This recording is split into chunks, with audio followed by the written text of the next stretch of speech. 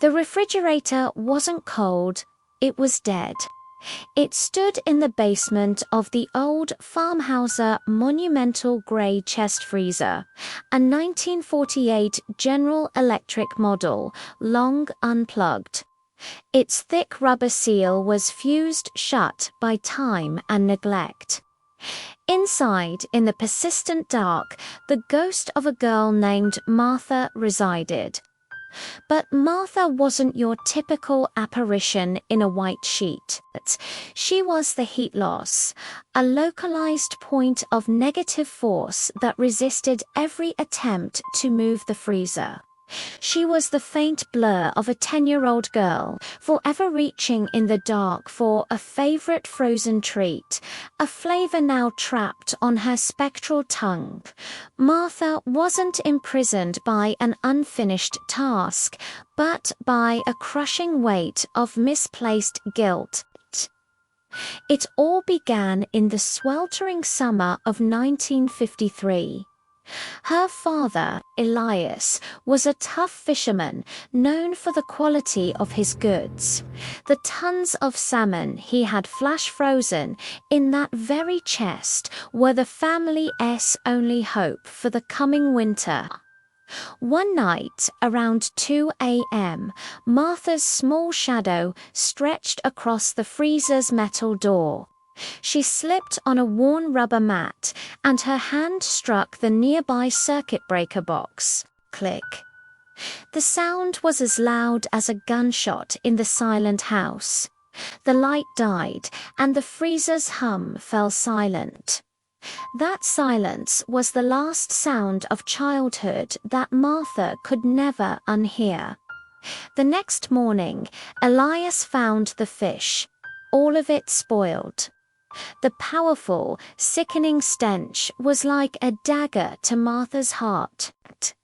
But Elias didn't yell, he just looked at the dead freezer, then at Martha's 5-year-old brother, John, who had toddled into the basement behind him. Elias's voice was heavy. "The old freezer broke. Son, I should have fixed it sooner. It's my fault the fish spoiled."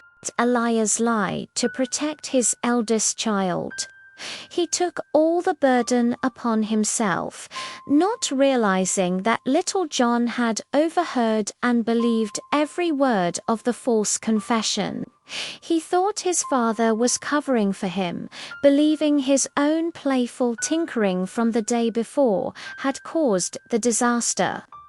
Martha died of a fever in her late teens, taking what she thought was her secret shame with her to the grave. But she didn't move on. She became a spirit bound to the deep, artificial chill of the freezer knot, a ghost seeking vengeance, but an embodiment of a whole family's unspoken sorrow. For decades, she remained, and she listened. In 1960, she heard 12-year-old John creeping down to the basement every week. He'd bring tools, trying to fix the freezer he believed he had broken. Every failed attempt, every frustrated sigh was another stitch of regret that Martha, from her cold prison, couldn't undo. In 1985, she heard an adult John come down with his wife. They were discussing selling the house, but John resisted. "We can't sell it," he'd say, his voice strained. "I need to look after this place." He wasn't just looking after a house. He was serving a life sentence of self-punishment for a crime he never committed. John didn't know he was trying to mend a freezer with a ghost inside. He thought he was trying to fix the broken piece of his father's lie. Now, it was the present day. John was 77, an old man with stiff habits and a sad, permanently etched face. The house had finally been sold to his grandson, William. John came down to the basement for one last goodbye. He stood before the chest freezer, which was now covered in a thick layer of dust, like a funeral shroud. Inside the dark chest, Martha felt her spectral energy dwindling. She knew the freezer would soon be hauled out with the other junk, and she would dissipate with it. A soundless cry escaped her. "I am so sorry, Thomas. I am so sorry I ruined Father's life." She had confused her brother's name in her ethereal grief, mixing up the living with the legume. John didn't hear a voice, but he felt a strange coldness wash over him, a chill as deep and final as a last breath.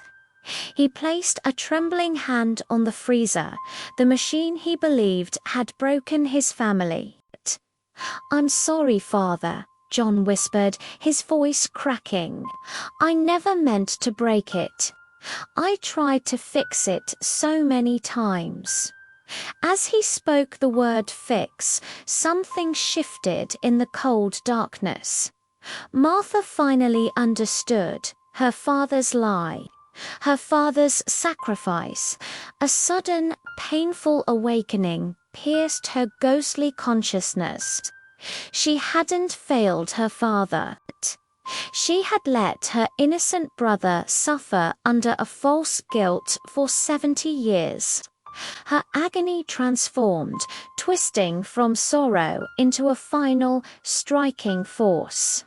She concentrated all of her remaining energy, focusing it on the fused rubber seal.